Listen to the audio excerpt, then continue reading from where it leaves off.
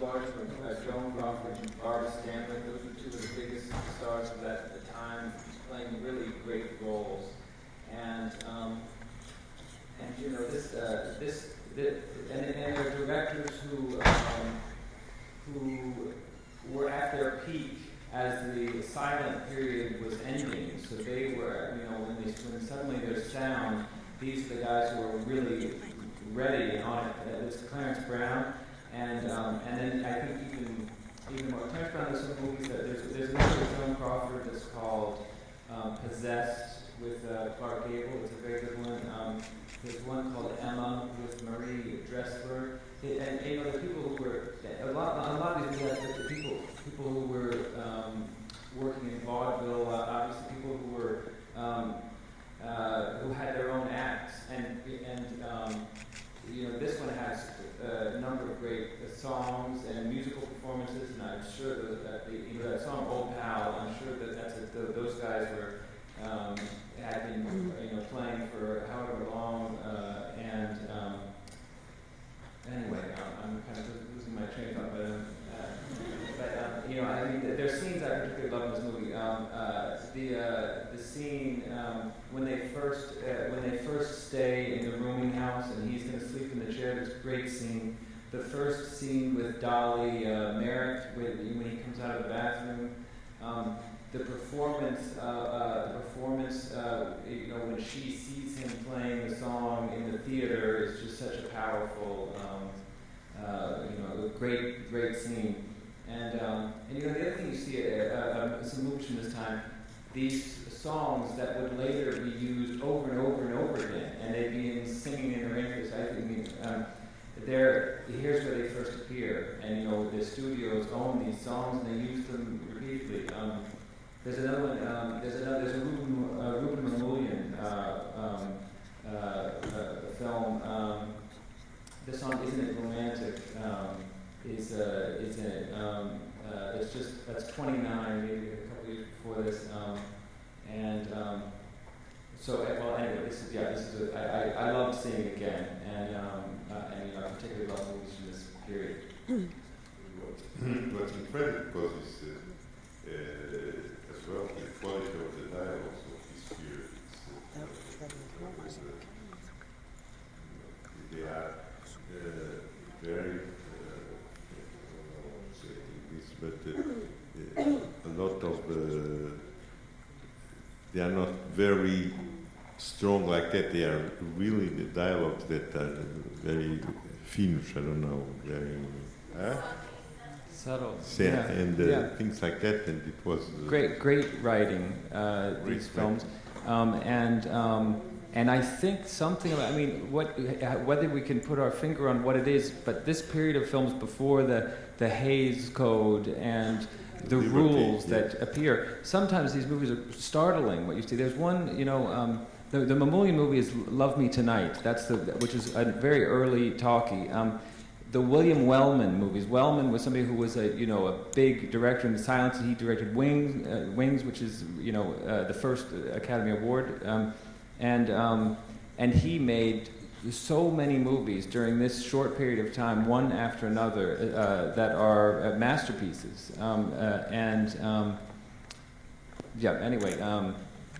But the writing, they're especially well written, and there's something just electric and energetic, and I think the freedom that they had approaching these movies, the things that would become cliches, they were inventing. And then also, this is a movie that's, there are great performances, there's great writing, but it's also made by somebody who had been making silence, so the visuals are very strong, and you can feel that they're pushing themselves to win their audience and to make it something unforgettable. And they're not there's no notion, I think, at that time that they're making something that we're going to be watching now. They're doing something that's going to play for that. It's just of its moment, and they're putting all their powers into it. There's something about this new form of movies, I think. You really feel it in this period. And they ever written that when you saw it now, we don't know, we are trapped by them, by the film from the first image until the last one. There is no, and even when they do ellipses, then everything works like incredible. Yeah. Another thing also is that period of movies. Often the movies are 75 minutes long. They'd be not even 80 minutes long, and yet they're telling stories where a lot happens. I mean, a lot happens to her. And also you see not only to her, to all the characters. Yeah, to everybody. Yeah, and also you see a lot of the same actors, character actors, appear in film after film during this time. There are also a couple of actors. There's some actors who don't really survive past this period. There's one in particular who we love, Joan Blondell, who's in some of the movies with Stanwyck and Joan Crawford, but her career doesn't really go past this time.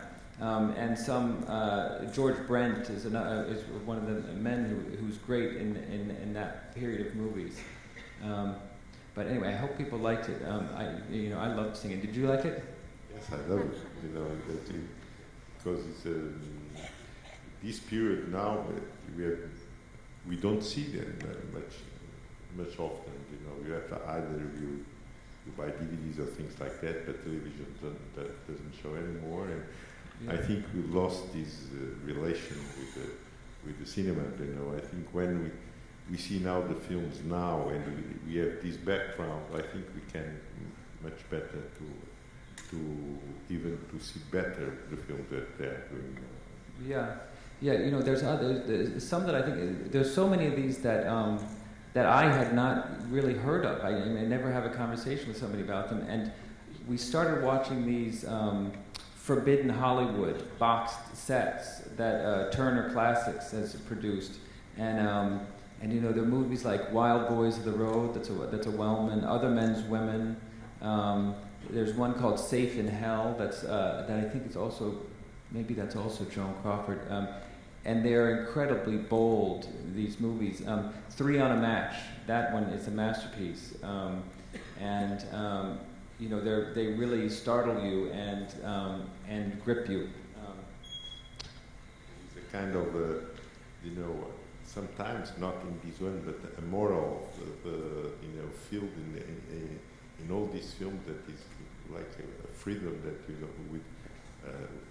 we even now sometimes we are punishing with that. Yeah, and you can be especially surprised to see it from a movie of that period. Three on a Match, there's a scene where Humphrey Bogart plays a small part in this movie. There's a scene where he sort of realizes what's happening in this room where they've had this they've had this child that they've kept hostage, and there's a moment when he suddenly realizes that she's on heroin. And he says, I see it. He taps his nose, and you really are like, does that mean what I think that just meant? And it does. We can do questions that are about this movie, or it can be about anything else.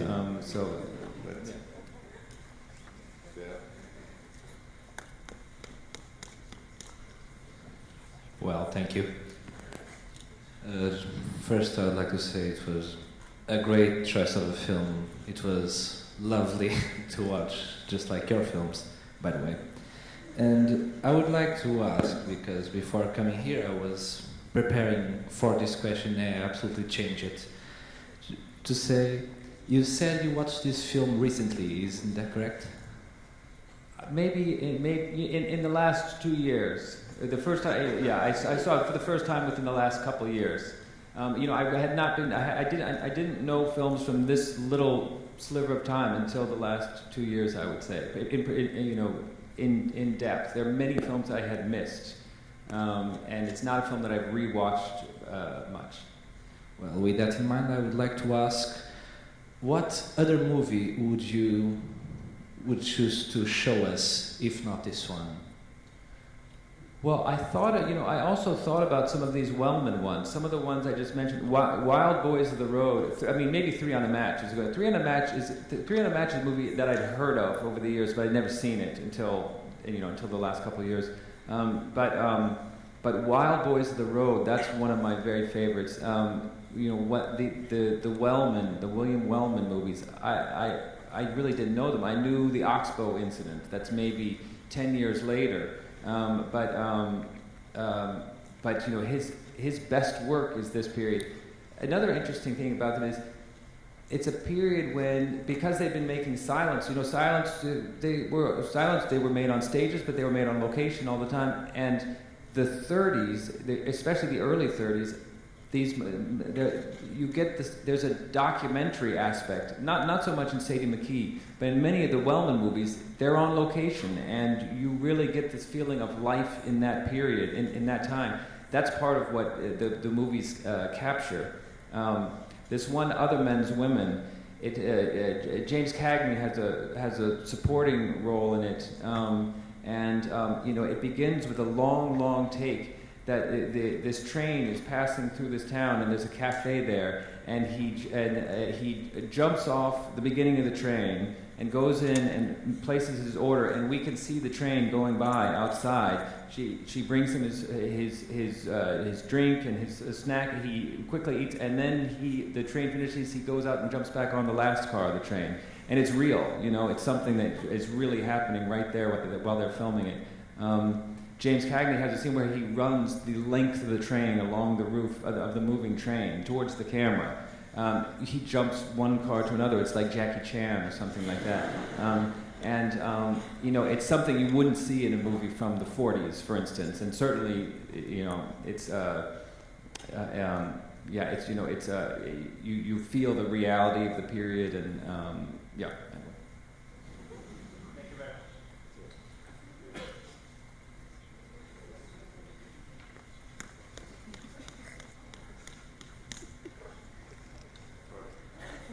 Hi, Wes. Hello. It was really nice to meet you. And I'd like to ask you, this period of time seems to me has a lot of strong women, a lot of them. As you said, Barbara Stanwyck, Betty Davis, Joan Crawford. Do you think we lost something in the way?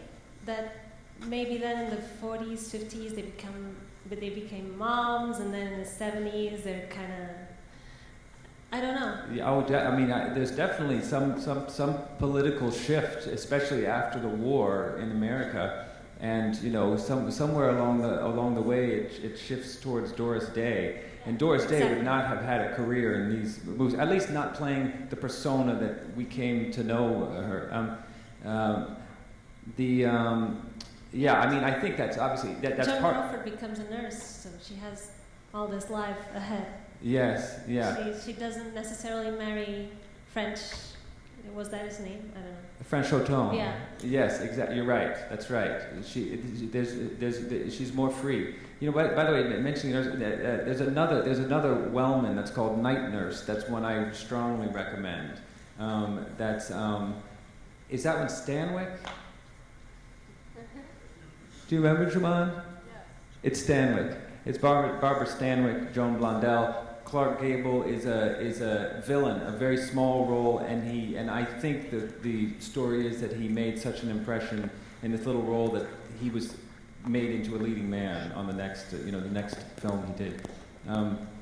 But yes, I think what you observed is definitely true. This is a special period for women's roles in movies. And they're all so strong. Yeah. Even her mother. She plays this small part.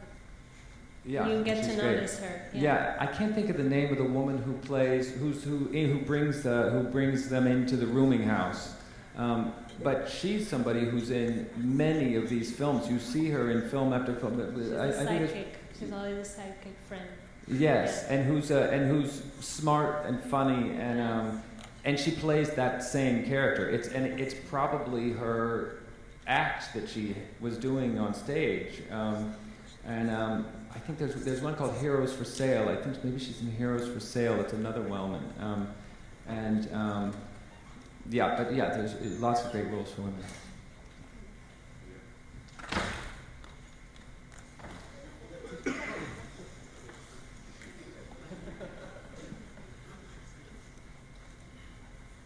Hello, Wes. It's nice talking to you. My question is not about that movie specifically, which I really enjoyed, but it's about your movies. The question I brought is about the relationship between cinema and theater, which is something I really think it's in your job, because your movies always remind me like a theater being filmed like from one point to another, because everything is so meticulously organized and planned, like it was an actual play. At least they appear to me like that. And even though cinema and theater are intrinsically related, I think as a director you put yourself in a really special position. So I would like to ask for you, what are the main similarities and also differences between these two, like cinema and theater, regarding your specific filmography? Yeah, thank you. Well, you know, I've had one thing is I've always loved going to the theater. I like I'm sort of, it's exciting to me to go to a bad play. I just like the experience of you know, being in the presence of actors playing out a story for you right in front of you in the room. And I've often thought of, I'd like to do one, but I always find a reason not to go very far with it. Eventually I realized I think what I would rather do is I'd rather put scenes in my movies that take place in the theater. You know, I've had scenes I've had plays in the films, and you know, I think I'm kind of drawn to some techniques that tend to be ways that you sort of get your special effects right there on the set, the way you would in the theater. You know, this scene has this wonderful, wild thing, which is this hospital scene at the end, where it's all glass and it's like Christmas outside, and it's really, and you know, there's only one way you do that in a movie like this. You know, they build that whole exterior. Must be 10 guys, you know, shaking snow under the thing, and it's theatrical, and it's really magical. Yeah, and I think that, you know, I'm personally just drawn to that, and I think probably I'm happier doing the theater in a movie than, I feel a connection to the, you know, that life.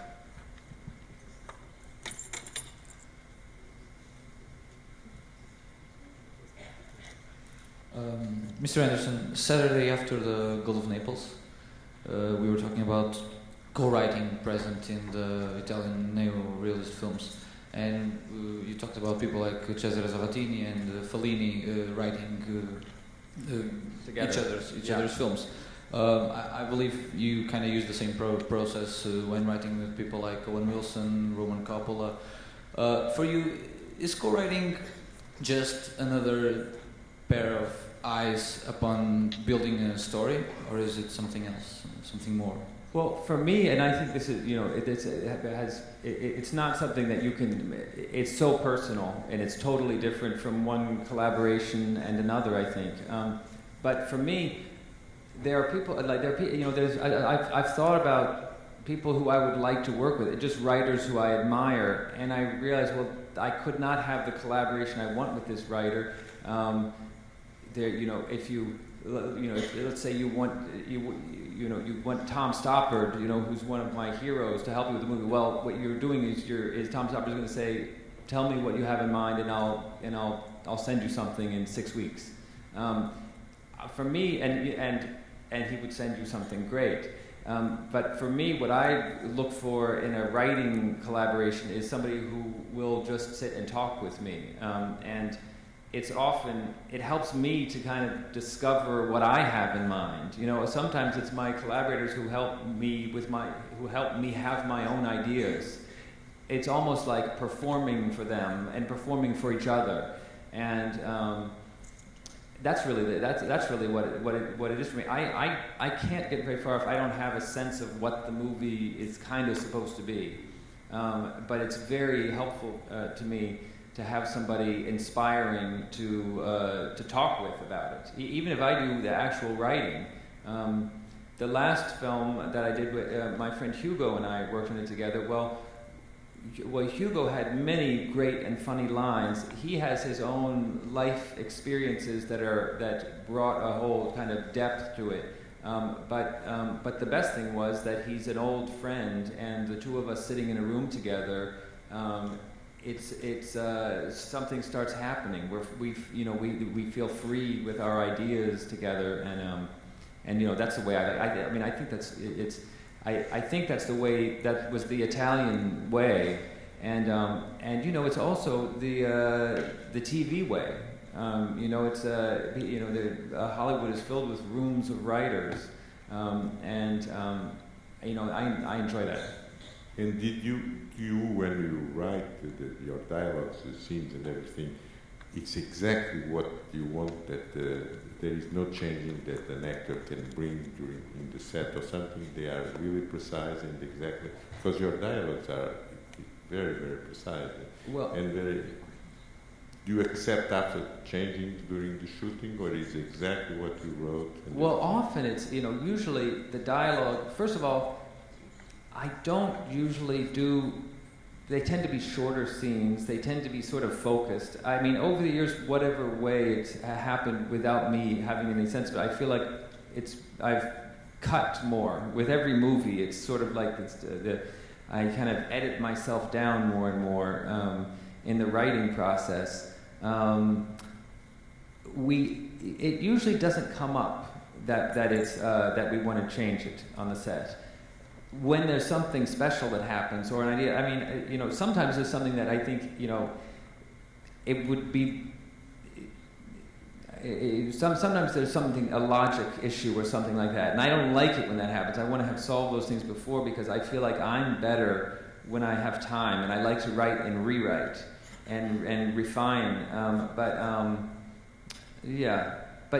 Generally we do kind of stick to the script, and over the years, more so. When we made the first movie I did, Bottle Rocket, this one, Owen Wilson and I wrote it together. Well, Owen was playing this character in the story, big part, and he could write on camera.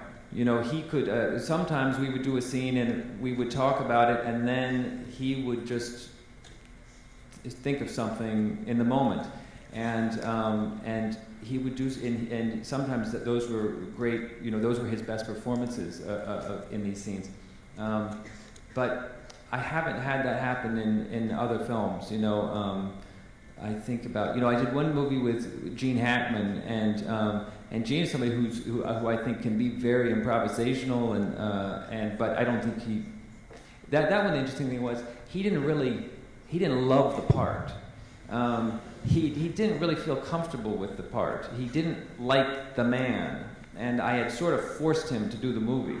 And he often wanted to change it because he would say it doesn't make any sense. There was one point in the story in the movie where he says he's supposed to say he says, I think Danny Glover says to him. He says, "I know you think I'm an asshole." He says, "I don't think you're an asshole. I just think you're kind of a son of a bitch." And Gene said to me, "It doesn't make sense. An asshole and a son of a bitch is the same thing." And I said, "I know. I think, but it's funny if it's the thing." And Gene said, "Well, that doesn't make any sense. I don't know what to say." And then Danny Glover said, "I don't know, Gene. I kind of think it means you're a bad guy, but you're not such a bad guy. I like it." And Gene says, "Well, the audience isn't going to understand it, but fuck them, I guess."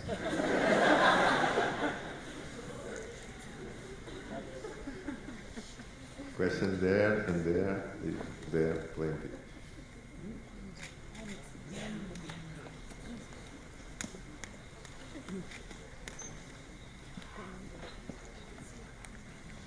Hi, good evening.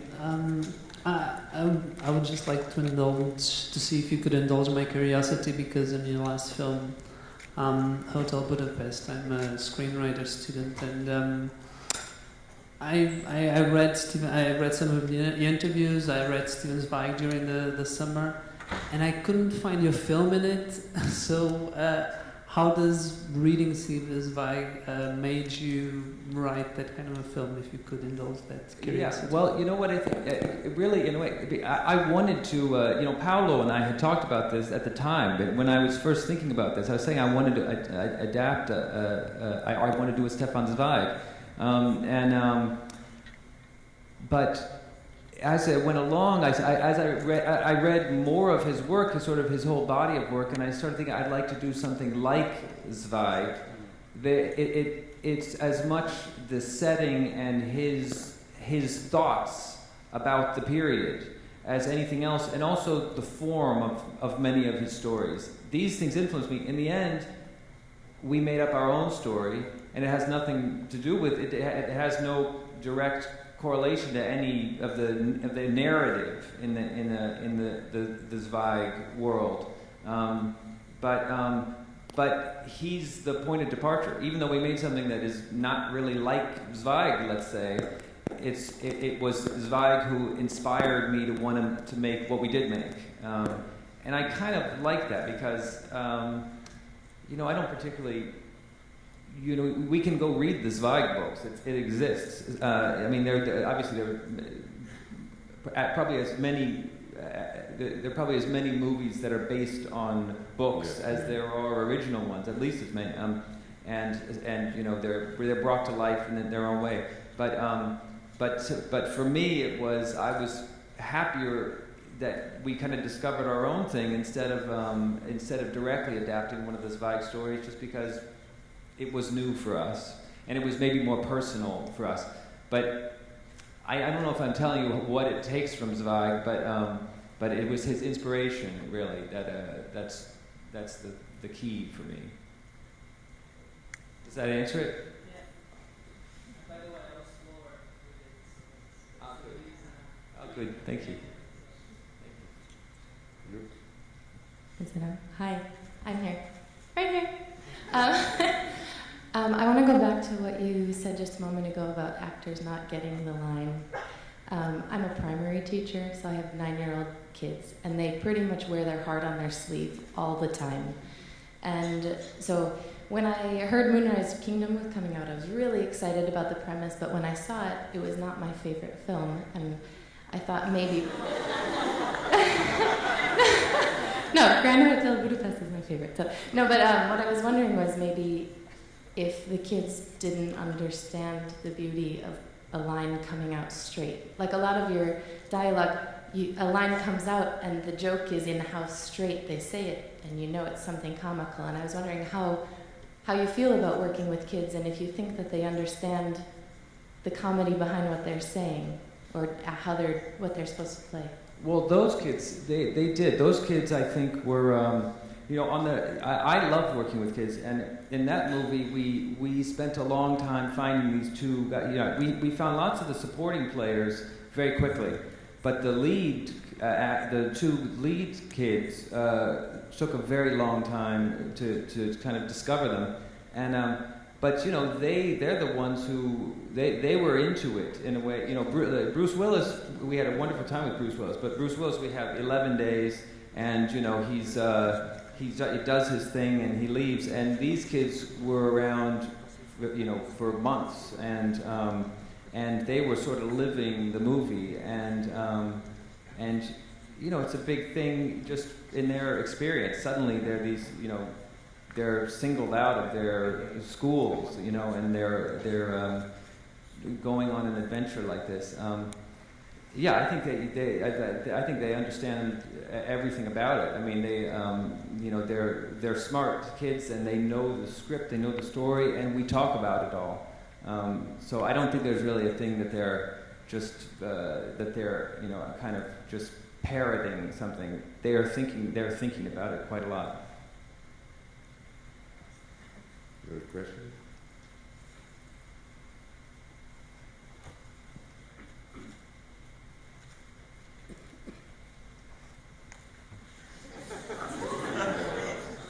Hi Wes, this is a dream, by the way, just want to tell you that. You said earlier about how you, a lot of the time, just find it useful to sit and talk to people when you're writing. I just wondered if you could give any more insight into other ways that you kind of explore your subconscious, or just try and generate ideas in any more different techniques? You know, I mean my technique, my system that I've learned over the years is I need collaborators. I do better when I have somebody to work with. And you know, making a movie, there's so many sort of steps, and the number of collaborators, as we know, it grows and it shrinks. And you know, you have one period of the time when you've got where you're used to having 100 collaborators at once, and another period where you sit with one person in a room, and another part where you're working with a composer. All those collaborations, to me, that's where the ideas come from. The other thing I've also found, especially this last movie we did, we traveled a lot. We traveled sort of scouting locations, but it really became more like looking for things that would go in the movie. We went to Hungary, and we traveled around Czech Republic and Vienna and all around Germany and a bit in Poland, and we found buildings, and we found landscapes, and we found people, and we used them all in the movie. We took things from different places. We invited people that we'd met, and you know, for instance, there's the doormen of the hotel in our movie. There's these two doormen. They don't have lines in the movie, but they're two guys that we met who were they were the caretakers of an abandoned mental hospital outside of Budapest. And they were living.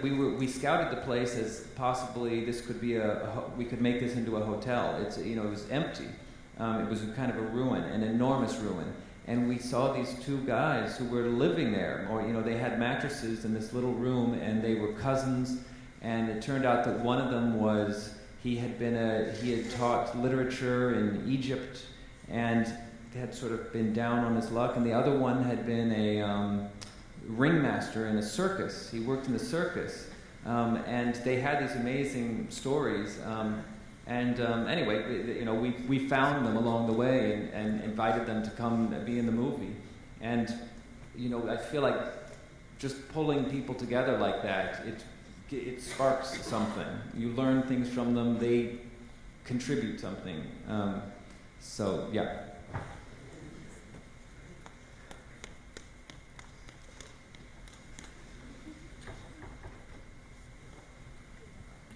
Thank you. Dear Wes, I must tell you, I'm an opera singer. I come from a family of artists, and we are just crazy about your work. You're an amazing artist. You have a unique voice. The way you tell a story, your characters, is everything so amazing, so unique, so fresh. It's fresh. I think it's a key word. Thank you. For your work. And you're crazy. Your work is human also, this sense of humanity that we saw in this movie from the 30s. So it's so deep and it's so full of humor and so crazy at the same time. And I feel like it was a grown boy that makes your movie, so it's you. So the touch of, this freshness and this craziness where we feel that we can do anything we want when we are little. I think a lot of periods in your life, I'm sure they marked you a lot. And I would love to also know a little bit your connections with music, also because I'm an opera singer, and also the Moonrise Kingdom had such a strong bond with Benjamin Britten. So tell me a little bit. Well, about music, yes, Moonrise Kingdom. Some movies I've done. There's a lot of music that we're aware of before we start the movie. That's in the case of Moonrise Kingdom, this one we had all this Benjamin Britten music, and I was sort of looking for more, gathering pieces that I didn't already know, and building some of the movie and the story around that. But it's working with a composer. We both we're both friends with Alexandre Desplat, and that's he brings his voice to the movie, to these movies in a special way, and just seeing this movie, the music is absolutely crucial to this this movie.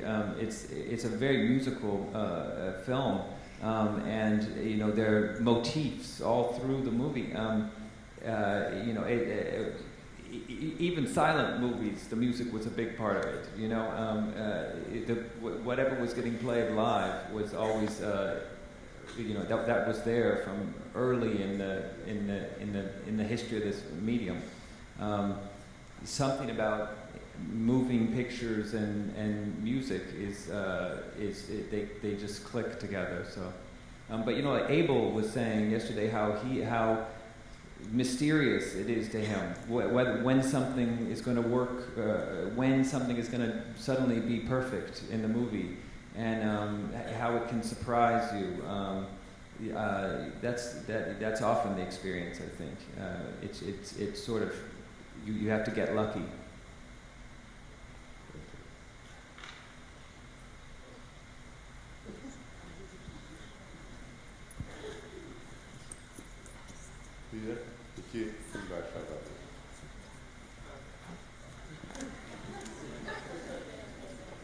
Hello, Mr. Anderson. Recently all these critically acclaimed directors and writers are venturing into television. And I think that your directing style, it would be very interesting to see it being translated into television. Have you ever considered doing something like that? Yeah, well, the thing with doing the TV is that it's I think you have to be comfortable with not knowing the whole project. You have to start it without a sense of where it's going to end. At a certain point, there's going to be a date where you're going to need to deliver this thing. I'm not wildly excited about working that way. I kind of like to get it figured out carefully. We shoot our movies lately. We shoot them very quickly, and we kind of try to be very strategic and economical in the approach to them. So it's not necessarily the most. It's not an automatic thing for me to be drawn to it. I love, and as an audience member, there's something in a TV, in the TV format where you can get to know the characters in a way that's just not possible. The time you can spend with the character, it has a huge impact on the audience. I also, Breaking Bad is there's a bunch of the ones that later, but Breaking Bad is still for me of these last few years the best one. The Wire also is another one. These to me are masterpieces like anything in the cinema. But yeah, I don't know if I would be that great at it. I think there is some rules about the plots and everything.